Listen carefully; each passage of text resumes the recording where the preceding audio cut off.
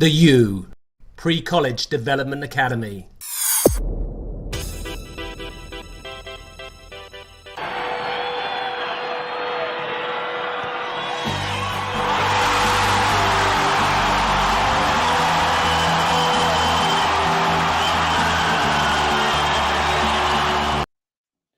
Good evening. Welcome to PCDA TV, episode 4, where we'll be covering all the T's in our ATTPS ethos. RSL Nation, we have one of your living legends joining us tonight. So hit that share button, give us some loves as we introduce a living legend, Andy Williams, head coach of Pre-College Development Academy, Arizona. Andy, welcome to the show and welcome to the PCDA family. Thank you very much. Thank you for having me. You only had one clip. I only scored one goal in my career.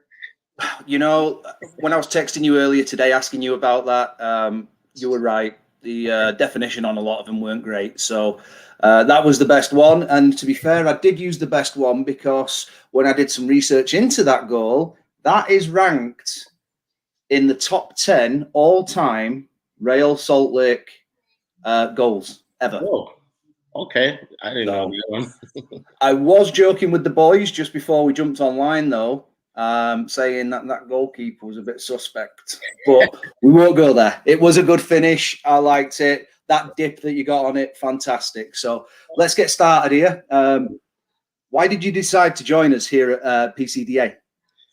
Honestly, I think I needed a new change in my life. I've been here in professional game since, playing professionally since 1998 in MLS, did World Cup, did some coaching with our reserve team. I was the head coach for the reserve team for a bit here, and was a scout since I retired. But I think it's another challenge for me, and I'm looking forward to, laying my knowledge onto these younger kids to help them with either their pro career or collegiate career. Cool. Yeah. So 97 caps for the Jamaican national team, including runouts at France 98, the Caribbean Cup, as well as being an MLS champion, Lamar Hunt Open Cup winner. Have I missed anything else off? No, that's fine. That's okay. Fine. And then at the college level, you are a member of the coveted 40-40 club. Can you tell us what the 40-40 club is? I think it's 40 goals, 40 assists in my collegiate career. And that was only 3 years of college. My senior year, I kind of broke my collarbone. So I missed, I only played 3 games my senior year. And I think in those 3 games, I scored like 5 goals. So that maybe got you in the club, huh? I was hoping it would be a 50-50, but didn't happen.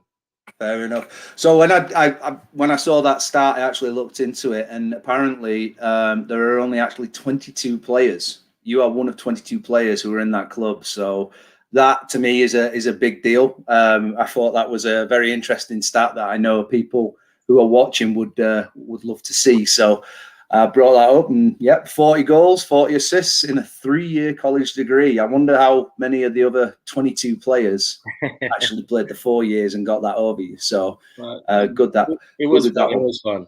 Thanks. Good, yeah. So we all have that one game that we've played, and it just sticks in our mind. Whether it was a goal, a tackle, a red card in my case, or can you tell us a bit about that one game for you? Oh, probably back in, I'm not sure if it was 2005 or 2006. It was the 5,000th MLS goal that was scored in MLS. It was at Rice Eccles here in Utah. And I remember it was against Chivas USA. And it was I remember getting the ball on top of the box, and Robin Fraser, big time U.S. defender, all-time defender. I think defender of the year a couple times for MLS. Kind of scooted past him and took a nice shot to the near post and kind of went in. And I did celebrate that. I think I have the ball still. I got that ball in a glass case right now. Glass. That's class. The goalkeeper was what? Sebastian Frey? Because you whipped it in that near post, didn't you? Near post. I'm not sure. I'm not sure who it was. But yeah, I think that was the only time I've ever really celebrated a goal where I kind of ran and jumped into the stands, even though I didn't make it. The Lambo leap was a Lambo hop, so it was all right. Yeah. So, we've covered that a little bit. You scored a lot of goals, some absolute worldies. I mean, the one that we showed in the intro there, and then the one that you just mentioned there. But while I was researching a lot of your stats, it appears you were more of a creative player. You created a lot of chances and assists during your MLS career. What is it about your style of play, or what was it about your style of play that made you so successful when it came to assisting your teammates? Well, for me, I think it's kind of funny because when I was growing up, I started out as a forward. So growing up, I did prep school. I was, the number 9. I always started as a number 9. So I scored a lot of goals. I had a pretty decent power shot on me that, it was kind of overpowering for goalkeepers. And then as I got older, I told you when I broke my collarbone, that's when I went into the midfield. The coach for the national team, for Jamaican national team at the time, he wanted me to get me on the field. And at the time we had Dean Burton, Paul Hall, the UB40s for the national team that came in. The only way for me to start on that team at the time was playing midfield. And for me, growing up as a number 9, as a forward, when you make certain runs, you want the ball at a certain angle or a certain position.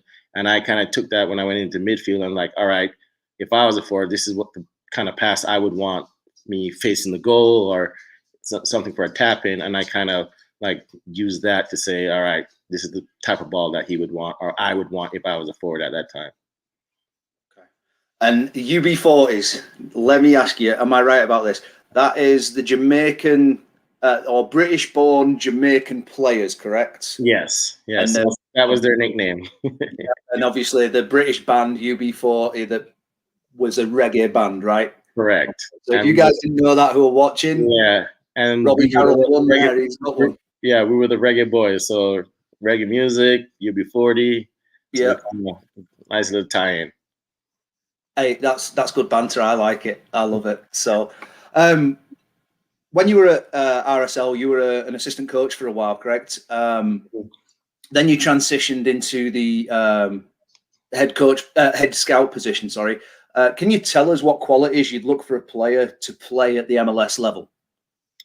So for me, I always liked a player that could read the game first and foremost. So he doesn't have to be on the ball all the time, but his positioning, his movement on and off the ball, the way he receives the ball, so his touch, his technical abilities, and the type of, the way he dribbles, the way he, the passes he kind of looks for.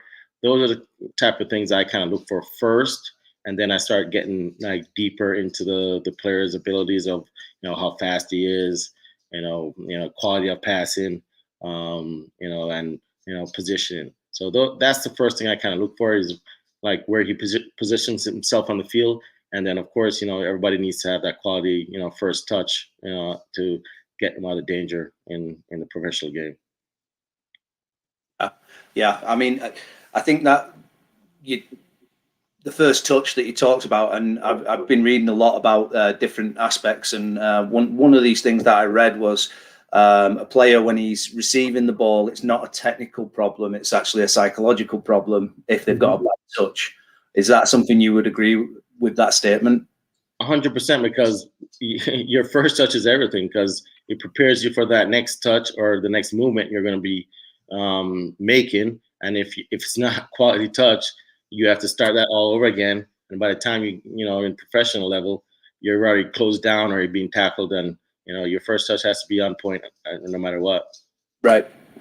Yeah, I know when I was coaching junior college, it was the same, because obviously JUCO is just high pressure constantly, and it's probably better to say there is a referee, but there's not really. It's just people flying up in the air all over the place. So Sunday league football. Sorry? Sunday league football. Yeah, oh yeah, without a doubt. So if you guys have any questions, make sure you throw them in the comments, and we'll make sure we get to them later. Don't forget to show Andy some love and hit that like button and that share button. Joining us now is our fearless leader, the CEO of Pre-College Development Academy, Ryan Hodgson. Hodgie, how you doing, mate? Yeah, just sitting in the back in the green room there, as we like to call it, listening to this conversation. And I'm like, can I get in there and start talking about what Andy wants to talk about? Because that's the whole ethos behind the pre-college DA is the technical and tactical development, right? 100%. I mean, listening to what you look for in a player, Andy, is everything that we're trying to develop. But before we get to that, UB40, right? We had a little bit of fun with this last week, Andy, right? Mm-hmm. First and foremost, thank you for developing our fantastic national team players in Jamaica. I've got the England all-time starting 11 Jamaican-born English players. Okay. To start with the back, the goalkeeper. And Robbie's going to kill me for this, going off on a tangent, but I had to do it. David James. Yep. Left back, Danny Rose. Okay. 2 centre-backs, Sol Campbell. And an absolute legend in Viv Anderson. Oh, right? That's going way back. Okay. Yeah, well, I go even farther back. Right back, Kyle Walker. Okay. Didn't know that. I didn't know that one. Oh. Sitting in the midfield, Ruben Loftus-Cheek. I've heard about his background, yeah. And I can't believe this other guy's in the number 10 role. I wouldn't put him, and I'm going to ask you this actually. Number 10, John Barnes. He's average. Why is he not on the left? Right? Hey, he coached me too in national team. No, did he really? Yeah. He sang a song. John Barnes sang a song when I was at Watford in England a couple of years ago. He sang there like the Watford theme song, club song. Mm-hmm. Fantastic. All right. Left wing, Laurie Cunningham. I don't know who that is. Yeah. 2 number 9s here. Andy Cole. Yep. Love him. Luther Blissett. Yep. Love him. My dad taught him about him. Yeah. Yeah. Right wing, one of the best players in the world, unfortunately, right now. Right. We can't score from 1 yard out, and Harry Kane refuses to pass to him in a World Cup. Who is it? Raheem. It's Raheem Sterling. And then some other notable mentions we'll post on our PCDA social media, Robbie. Right? That's a good list. That's a heck of a list, isn't it? Yeah. I forgot one player though. A Jamaican all-time legend. Andy Williams. Our new head coach in Phoenix, Arizona. Right? Well, thank you for having me.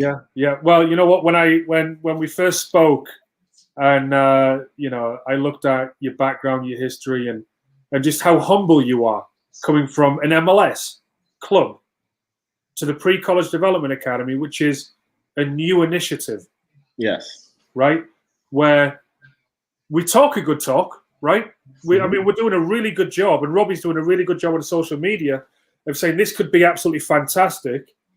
But I think it sends a statement that we have somebody of your caliber leading a group of young men that need more time to develop, because you've been there. Even though you've played in the World Cup, even though you've played in the MLS, and we'll talk about Brazil, the game in a little bit, right?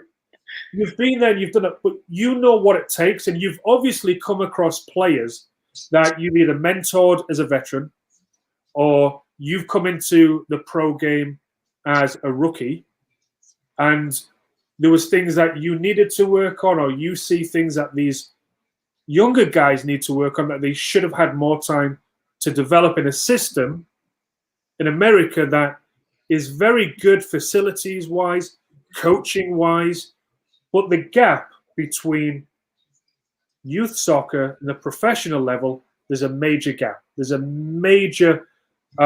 gulf that hopefully the pre-college DA will fill. But not only just MLS or professional in college level too, because you have kids that are 18, just graduated high school, and they're if they go to college that first year, they're lost. Yeah. They're not playing. They're not, those 3 months of college soccer is just not helping them. And then with this program here, that 10-month window of, getting good quality coaching I think would be beneficial for, say kids are in that gap year or before they go to college, or they need to work on the SATs before they go to college. So, there's a window for players here that I think we can reach, and you're going to have late bloomers too, Yeah. Now, a lot of kids, not being seen in ODP or not in the national team program, but when they turn 24, 25, they just come out of nowhere and they're on the national team. So there's a window for kids here. Well, yeah. Robbie just sneezes Jamie Vardy's name right there, right? So, yeah. Clint Dempsey. Yeah. Look at that. Yeah. Well, we all know Clint's story, don't we? With was he driving 4 hours to practice from Nacogdoches to Nacogdoches, yeah. And he was doing it himself, right? I mean, if in today's world he would have had somewhere to live, right? Back in the day, he didn't. But just on the US model, right, where not to throw stones at it by any stretch, because I think it is one of the most developed systems yet underdeveloped systems in the world. We look at the youth player, Andy, and you went to Rhode Island, right? Mm-hmm. And that was your pathway to pro, right? Yeah. Maybe you could have taken a different path, but you got your education paid for, fantastic, right? You played at a very high level, and then you went on to MLS with one of my friends, my former colleagues, teammates. Got to give him a shout out, Dipsy Selawani, right? The Botswana national team. Yep. How he got eligible, I have no idea in college. Well, we're not going to talk about that. We're not talking about eligible, right? So, Dipsy, told you I'll give you a shout out, mate. I'll give you a FaceTime tomorrow. We look at trying to develop professional players at the highest level of soccer in America, right? 100%. The Development Academy was designed, follow me here, to develop national team players, right? Mm-hmm. But we're supposed to be developing professionals first. You've got to be a pro to become a national team player first. Yeah. You can't just skip that 3-4 years of playing with grown men, right? Mm-hmm. That will help you, kick you around the pitch a few times, make you smarter. You mentioned when you're a scout, Andy, reading the game and the IQ is arguably one of the most important traits a player needs to have. Mm-hmm. And we'll dig into the weeds as well, and we'll bring Pete on in a little bit, right? So I want to touch on the technical and tactical aspect of the PCDA, right? So, but I want to know who in MLS was your biggest rival? Club-wise, it would have to be Kansas City. And then player-wise, it would be a toss-up between Roger Espinoza and Benny Feilhaber. Both for KC. Yeah, go on. Any fun stories out where keep it PG? Well, I played in the midfield. They both played in the midfield. And then, you had Javier Morales, you had Kyle Beckerman, and Benny is a nice little talker during games. And there's been a history between him and Kyle, and same thing with Kyle and Roger Espinoza. Yeah. And then, we just have to defend our captain. So they kicked us a lot and we kicked them back. Yeah. I love the fact that you got to defend your captain, but does your captain defend you? Oh, 100%. Like, I hated playing against Kyle 100 million times, no matter what, but I'm so glad he was on my team. Yeah. Quality player, man. Quality player. I think he could have played in Europe at a higher level. Oh, 100%. Yeah. I think he did get an offer, but I think MLS kind of turned it down. Yeah. Don't quote me on that, but I think that happened. Yeah. We'll talk. We'll have Robbie. We'll have Andy on again, and we'll not talk PCD. We're just going to talk football, just in general. So players, pros. So Andy, Brazil. When you've got guys coming in to play for you in Phoenix, 18, 19, 20-year-olds, hopefully you won't spend the whole time talking about your time against Brazil. But Roberto Carlos's thighs. Right, we spoke about the size of them. Yep. Tree You got a trunks. story about, what's that? There were tree trunks. Yeah. They were. You got a story about Brazil? Yeah. Like we're talking about like players or memories I had, and I brought up the Brazil game, and it was a game we were playing in England, and we played against Brazil. We lost 1-0. Roberto Carlos goal, like 30 yards out, curling grass cutter, far post, maybe hit the post. But and we were talking about how technical Ronaldo was, and how even out of game shape, like he was just peeing all over our defense, just making them look like little boys. Yeah, that goal against France, though, I think that's got to be go down. Roberto Carlos' goal. That free kick, against France. If you look at it closely, Robbie, from a goalkeeping perspective, right, and you'll tear that goalkeeper apart being a goalkeeper. But did you see the ball boy on the left post? Yeah, he started running to look for the other ball. He was like 15 yards away, and he just moved away thinking that the ball's going to hit him in the head, and it just bent back in, didn't it?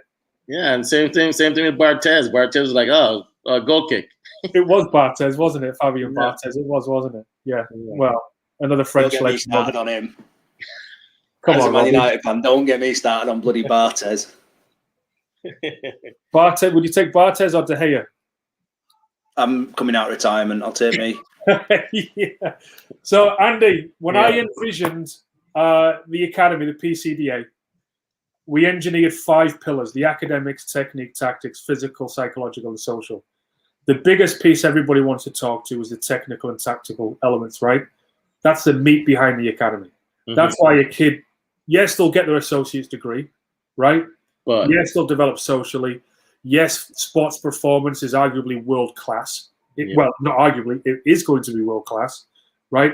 You've played at the highest level imaginable. But on the other end of the spectrum, and that's identifying talent in the US from the collegiate system, which I would imagine you've scouted players out of there as well, right? Yes. What are some of the things that you might see in college players that they lack, which prohibits their development to the next level? First of all, the biggest thing players have to adjust is the speed of play coming from college to MLS or any pro. Like I can see we've drafted players, and that first month, 2 months of preseason is just like they're in headlights. Yeah. How the timing they have on the ball, they kind of take it for granted, move slower, and then by the time summer comes around, they're like their head is on a swivel. They're looking over the shoulders before they get the ball, and then their touch is much better. Or that first touch is into space rather than like receiving it, to get away from the defender. So, like I said, I'm hoping that I can bring that element of moving a lot quicker from the college level to the pro level. Hopefully I can, not saying I'm going to skip out the college level, but I'm going to bring that the MLS pro experience to hopefully to these kids. But you understand what it means, though, to be a high-level collegiate player, to go to the next level, because that's the natural transition in America, is youth, college, pro. Yeah, I get that, but I'm like, for me, kids that I think are coming into this program, their first goal, I think, they want to be a professional soccer player. On top of that, yes, they're going to get their degree, which is a huge bonus in case anything happens in life. But I'm pretty sure their first goal is, I want to be a professional soccer player, and I think this is the best way for me to get to that goal. Yeah, well, 100%, right? And we all know the statistics with players that graduate high school and then go immediately to pros, or high school, college pros. We spoke about it, Robbie, in the last the launch party, right, where we could develop these guys over 6 years. We've got 6 years of eligibility, right, Rob? Yep. So if you think about 2 years of further development, Andy, coming into the PCDA, right, how players will benefit from that, because if we look at a 17 or 18-year-old, the decision that they've got to make is arguably the biggest decision of their life. Yes. Where are you going to go study for 4 years? The first time you move away from home, that's a big enough decision. A big factor. I moved to America. Fortunately, my parents kicked me out when I was 16. No, I'm kidding. But they move away from home. Robbie was 13 when he got kicked out. When I moved to America, it was the biggest decision of my life. When 17, 18-year-olds decide to go from LA to New York or New York to Oklahoma, right? They might have been there on a visit. And these visits are 2 days. These are however many hours. Yeah. Then you've got to decide what your major is, which is the most important decision in your life, because that's 40 years. In your back pocket. Yeah. Exactly. After your career is over. So coming into the PCDA gives you 2 years of patience, academically, socially. It gets you associate's degree without burning any eligibility. Mm-hmm.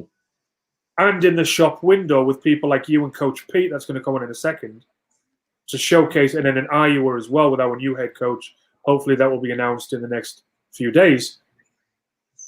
That experience in itself, the 2 years of further development, encompassing everything, is incredibly valuable. 100%, because if they say they don't go pro, you go to college. That first year as a freshman, you're going to be so experienced than another kid that just came straight from high school. You're going to have 2 years on your belt of getting quality coaching, and in a professional environment, and kids that just go straight from high school straight to college, they're not going to have that, and hopefully we can, like I said, help them move on to that next level. Yeah, it's huge. Great talking point. Sorry, guys, I'm in trance listening to you two veterans chatting away there. Hodgie, Ryan, tell us about the science behind the 5 pillars. Yeah, so the meat behind it, the TT, right? Technique, tactics. As an educator of coaches, as a former failed player, I understand this. Without technique, there are no tactics, right? I mean, that's just flat out the truth, isn't it? Yeah, if you can't control the ball, you can't kick it. It's a wrap. If you're teaching, for example, switching the point of attack, right? Yeah. Yep. You're teaching switching the point of attack, and if your players can't take a long ball on the chest, first touch and attack, what's the point in teaching that? If you can't create a little bit of a rhythm, short one-touch passing, a little rondo on one side of the pitch to suck the other team into, trap them and release it quickly and spread it 50 yards, there's no point in teaching the tactics because you can't do the technical element, right? Mm-hmm. The average week of our athletes, Robbie, our athletes are going to be on the pitch for a minimum of 16 hours a week, 10 months a year, no red tape. If Coach Andy or Coach Pete wants to take 5 or 6 guys out to work on a technical session in January or February or March, by all means, go right ahead. Why? Because you're developing the players. Mm-hmm. Plus the physical development of 10 hours a week in the gym. With Greg Teller, our new sports performance director, by the way, we'll give him a little segue. 9 years as a fitness coach with the Earthquakes. Maren Carroll, sports science or medical director, eliminating all of our soft tissue injuries, making sure that our activation is taken care of, our post practices are taken care of, right? You think about the meat behind this academy and the 5 pillars. The curriculum, the annual curriculum is divided into 3 trimesters. First trimester is a 4-4-2 and a 4-3-3. Second trimester is a 3-back system, 3-4-3 and a 3-5-2. And the third trimester is a 4-2-3-1 and a 4-5-1. Which one's your favorite? What's that? Which one's your favorite? Actually, a 3-4-1-2, believe it or not.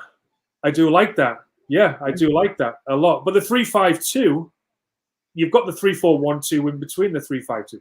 So there's different elements. And throughout the whole course of the year, right, it's a great question, Andy. At the end of the year, our guys will not only have worked 10 months on refining and developing the technical aspects of the game, they can pick up the phone and talk to their next level coach and have an educated conversation, right? Hi, Coach Andy Williams. My name is Ryan. I've just finished 2 years with the PCDA. I know you've just come off a season playing the 3-4-3. I'm a number 10, or a 4-3-3, sorry. I'm a number 10. This is why I would be a better number 10 than your current number 10, because of the knowledge that I have. What an amazing conversation to have with a recruit. No, I'd be a college coach. I'd be like, yes. And then the college coach will say, prove it. Oh, okay, coach. Here's my data from the wearable tech, right?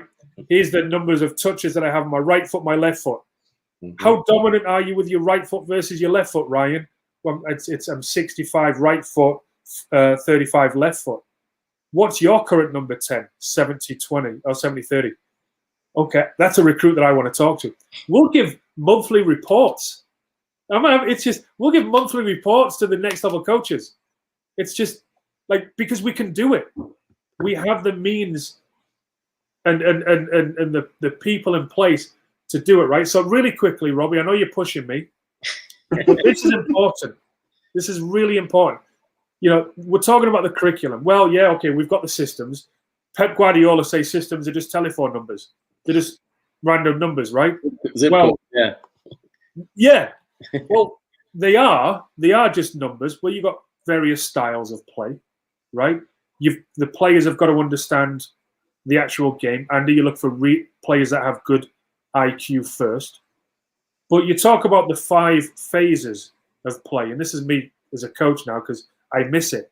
You know, phase 1, you're playing in the fine. You're building the ball. You're playing in your defensive third, right?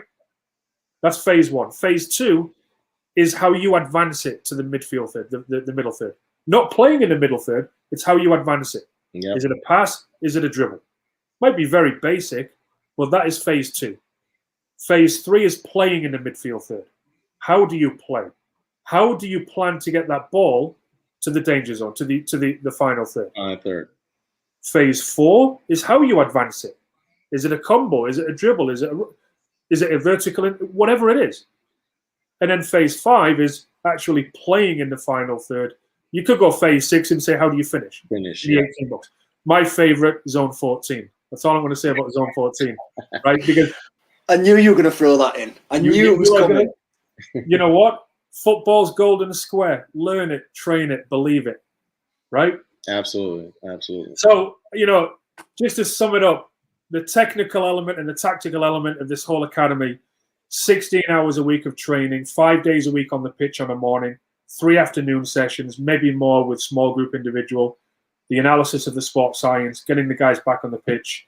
And that's what they want to do. With their quality games on a Saturday. Yeah. 100%. Yeah. Meaningful games, games where that meaningful game, the kids know there's not another game for another week. They will track back 75 yards to stop that counter. But if the kids have a game tomorrow morning after this game, 7 o'clock at night, they're tired. Are they going to track that 75-yard run back? Yeah. Maybe, maybe not. We don't know what goes through the minds of these young people. So, anyway, I'm super buzzed. I'm just, I love it. Are you done, Ryan?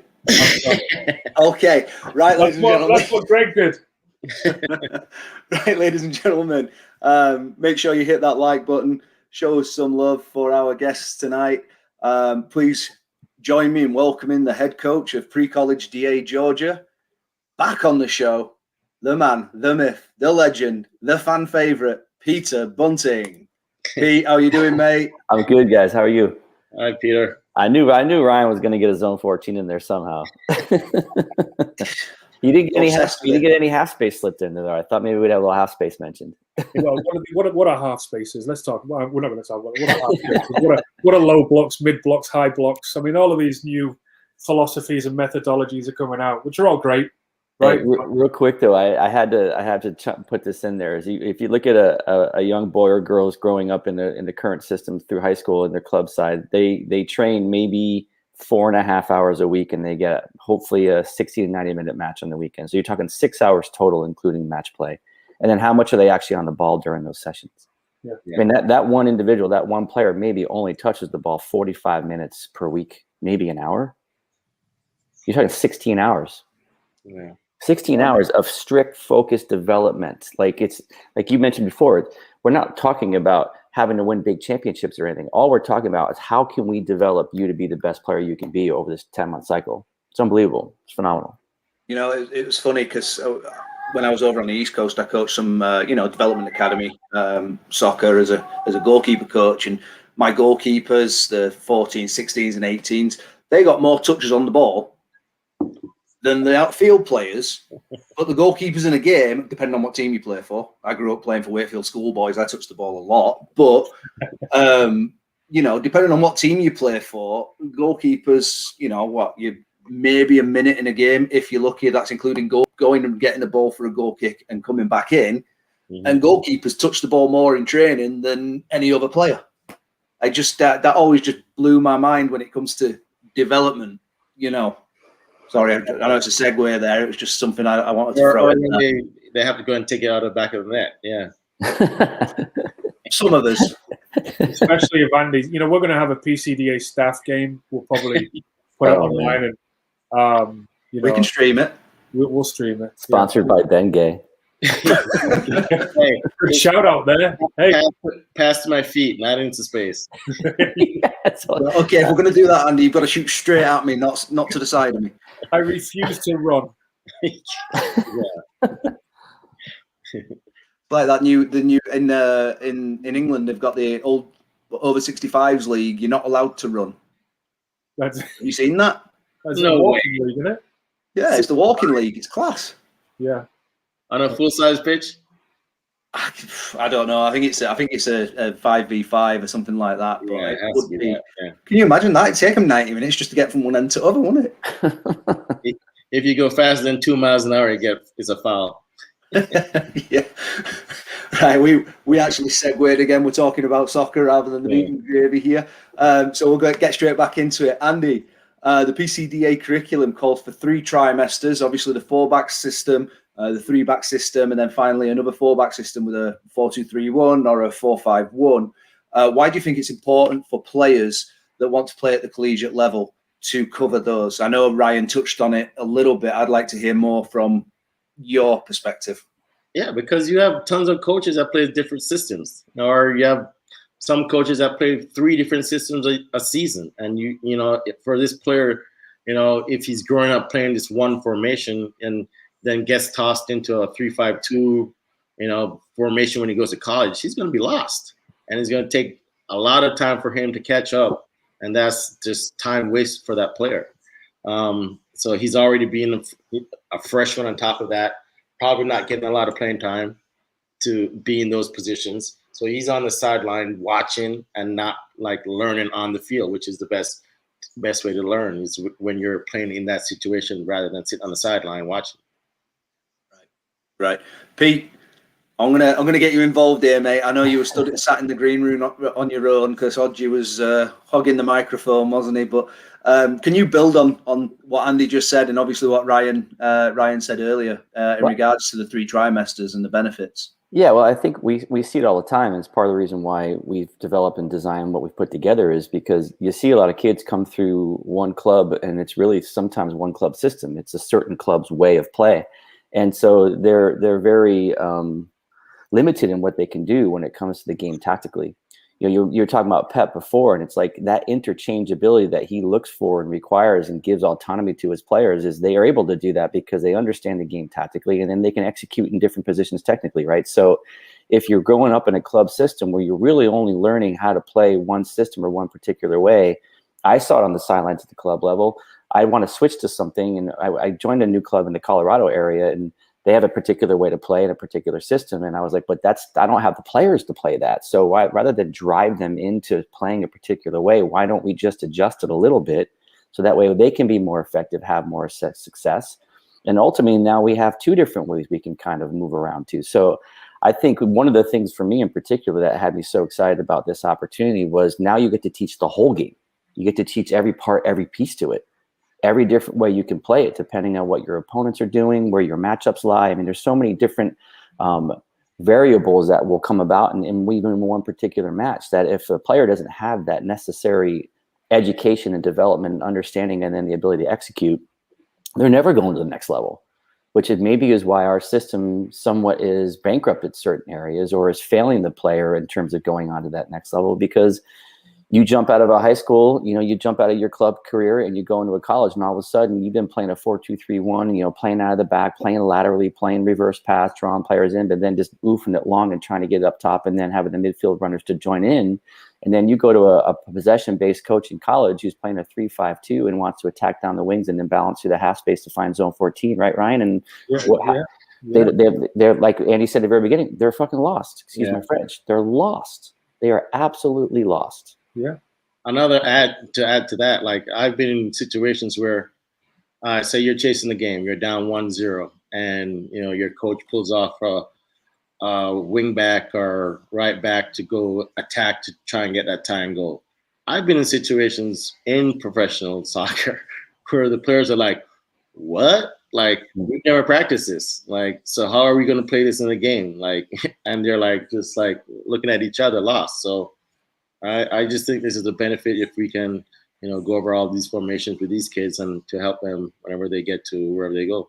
It's not the coach's fault, right, chaps? It's not, the kids that are coming out of the system that are playing for good coaches.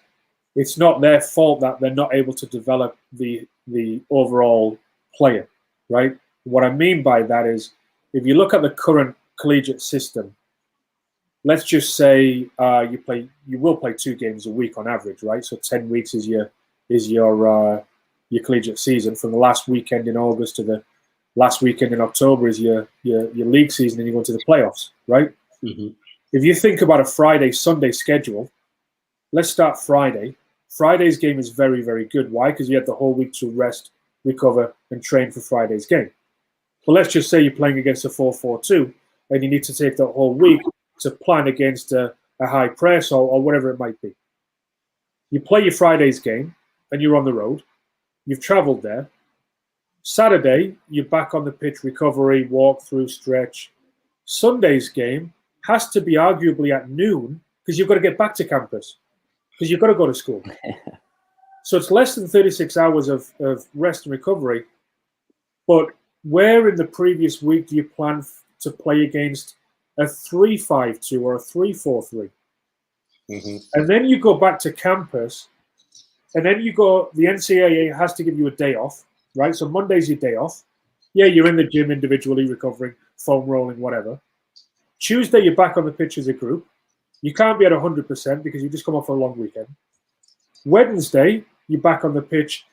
Can you go 100%? It's your only day to go 100% against 2 systems that you're planning for the following weekend. Thursday, you can't be at 100% because you've got a game the following day. Yeah. Repeat. So not to throw stones at it's not their fault. It's not the coach's fault. It's the system's fault that is not allowing these kids to develop to their fullest potential. And like you guys have said, imagine these guys having 1 or 2 years learning 6 different systems of play that will naturally transition their mindset. Boom, 4-4-2 Friday. Yep, I'm going to lean on my experience from the last 2 years. We're going 4-3-3. I'm a number 7. I know exactly my role during this collegiate sprint, right? And then that will help me earn more minutes at my next level.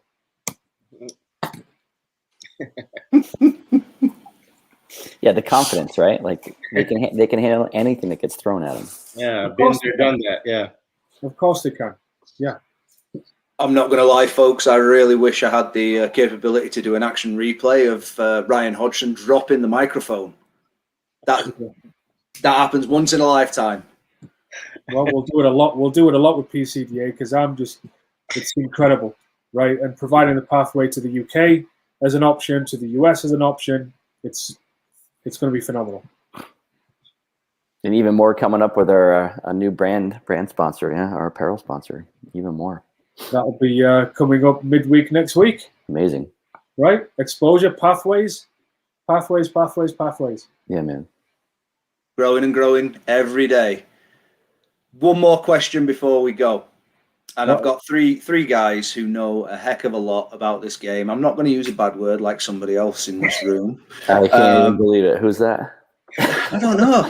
And this is the guy who literally puts a star in there when he says heck. I get a little fired up sometimes. I thought maybe we're going to let that we slide, should, but... Pete, we should get fired up shows that passion. I'll just Yeah, use Jamaican curse words. You guys won't know what it is. Hey, Gary Vaynerchuk does it every day and gets away with it. So, Go on, Robbie. the question, and it's going to be something I'm passionate about, goalkeeping. Okay. Modern goalkeeping. I don't know. Some of you have probably seen my rants on Facebook. Others haven't. Modern goalkeeping. It disgusts me. They're soft. They're all about, the touches and this and that and the fancy stuff. Keep the ball out the back of the net. Am I wrong? Am I just old school? Is that? I mean, I prided myself on being able to ping a ball and bring a ball down and be able to, if I couldn't ping it there, I'd throw it there and make sure it got there. I don't understand, what is this obsession with this goalkeeping aspect? Guys, I mean, you guys have been around the game a lot longer than me and you're all more qualified than I am. Tell me, what am I missing? Because it's killing me watching it. Andy, hit me. So, well, you have to go back, what, 5, when was it? Whenever Pep was at Barca, right? His possession system. He wants a goalkeeper that can play with his feet to continue the possession in the back. So you have to have a quality goalkeeper that can move the ball, play the ball, pin a ball 30 yards with ease, and is comfy under pressure when forwards are coming to defend him. So I think that's what started everything. Once he started that, everybody started following, having quality goalkeepers that can play with their feet because they're playing possession-based football now. All right. Pete, hit me. Number one job is to keep the ball out of the net. Love you, Pete. That's why you're the fan favorite. And the coaches will deal with everything else. But we're going to have great goalkeeper coaches that will allow those boys to develop in all the different phases that the game requires of them today. So it evolves whether we like it or not, and it's up to us to adjust and make sure that the players, including the goalkeepers, are getting what they need to be able to perform at that next level. And dealing with the ball at your feet is a big part of the game now for a goalkeeper. But number one job will always be to keep the ball in the net. Yeah. Love it. Love it. Go on then, Gaffer. What have you got? Well, so two things, actually. Would you call Edison with Man City soft in a room all on your own?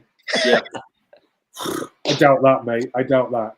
I'd call Zlatan soft. Zlatan, if you're watching, you're soft. Zlatan would love to have you on the show, mate.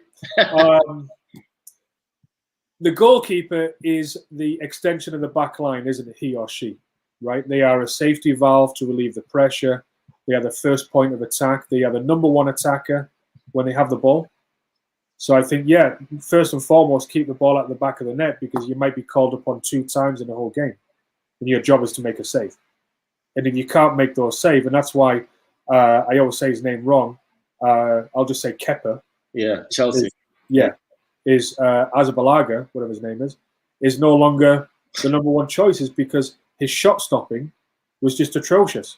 Yes, he could build the ball out of the back. Mendy, arguably, with Chelsea, is not a good footballer, right? De Gea definitely is not a good footballer with the ball at his feet, but shot stopping with his feet. What do you do about Alisson then? Today or last year? Yeah, he's in a little funk right now. See, it's a pandemic now. He's a good example to use right now. People go on about Alisson, but they all thought Joe Hart was world class. But who did Joe Hart have? Nobody thought that. Come on now. Who did Joe Hart have in front of him when they won? When he was good? Vincent Kompany, right? Oh, then he played for England and he was terrible. Yeah. Alisson, who did he have in front of him? Yeah. Van Dijk. When Van Dijk's not there, Henderson. So are you saying, Robbie? Are you saying Henderson? Are you saying, Robbie, the back line makes the goalkeeper, or at least the 2 in front, or the 3? Not the back line. Yeah. It's the relationship between the centre back and the goalkeeper. Of course. When you've developed that. My personal experience was a fella who, we both played lower league in Norway together, but he jumped up after I left the country. But Carl Morton Eck, me and him we knew where each other was. Like there was one where I said, you take the front post, and I came out for a cross. When have you ever heard a goalkeeper say that? He's going to cover his front post all the time. But we just knew that click. And I think Alisson and Van Dijk had it. Joe Hart and Vincent Kompany had it. Schmeichel, just Peter Schmeichel had it with everybody, but everybody had to click with him or he'd kill them. So, you know, I think that's for me. I think the last surviving goalkeeper, proper goalkeeper, not shot stopper or 11th field player. I think the last true goalkeeper is Kasper Schmeichel. That plays, he's strong, he demands perfection from his back four. I mean, Leicester City should not have won a Premier League. Okay, they had Jamie Vardy scoring goals, but what did they have at the other end? Yeah. It's like Andy said before, like if you can't deal with the ball technically, that's a wrap. And I don't know if Alisson's decision making was that poor. He just couldn't execute, right? A lot of those mistakes that he made, technically he didn't have the ability to do what he needed to get out of those pressurized situations, except running into his 17-year-old or 18-year-old center back outside of the box. Sorry, but if you're not coming out screaming keepers and scaring the living daylights out of a teenager, then you're not a goalkeeper. You probably didn't recognize his voice. Like, it was his first game in an empty stadium, and you're like, "Who the hell is yelling behind me? I don't know who that is." So I'm going for the ball. How many times did you yell somebody else's name, Andy, to get the ball? Andy's. Come on, sis. Oh, when the other team has it, yeah. Exactly. Yeah. Just on the goalkeeping, Robbie, right? You look at that where you know, unless you're a pro team, you have a specific goalkeeping coach. But you will see every professional goalkeeping coach will have in Europe a minimum of the B license, UEFA B, if not A. Why? Because 75% of these goalkeepers are working with the back line, whether they are defending in the final third, whether they're building the ball out of the back, whatever tactical application it is, they are linked to a group. And so the coaches have to be able to understand how to teach those elements, rather than back in the day, goalkeepers, 45 minutes in the corner, do your thing. When you warm up, come back to me and we'll throw you in the game. Yeah, Gone are those days. What we've done now here, like I think goalkeepers go out 30 minutes before exactly players do, to get all that shot stopping, all that stuff in their system, and then once they, you know, the practice begins, they're with the back four, the starting 11. They're on the field, going through the drills and going through, you know, situations like, you know, game time decisions. Yeah, I mean, the only time that the goalkeepers arguably will not be in a tactical piece of the game is just playing in the midfield, where you're just playing within a 60-yard phase, right? That you're not going to a goal and you're not defending a goal. You've got your centre backs behind your midfielders and you've got your forwards, but you're playing it, right? That's the only time the goal. But the defensive third, midfield third, we call that phase of play for all of your coaching education. Bluffs, right? But you've got 2/3 at 75 yards long, or you go on the other end of the field. Mm-hmm. But the only time you don't need a goalkeeper is arguably in the middle. And even then, you can get creative with using the goalkeepers for some technical work, right? Absolutely. So, yeah. Right, chaps. I believe that is all we've got time for. We are literally killing my subscription here. Love it. All right. Thank you for joining us, Andy. Welcome to the family, mate. Pete, awesome, it's always a pleasure having you on. And what you said about goalkeeping, you know, me and you, we're on the same one. Boss man, I'll see you on Monday morning. Don't call me all weekend. Me and the missus are going to have some quality time. Thank you, guys. Andy, welcome Chaps, to the thank team. you very man. much. Thank you for having me. A pleasure. Yeah. Right, guys, thank you very much. That's all we've got time for tonight. Join us next week on PCDA TV. I'm Robbie Carroll. Have a great weekend.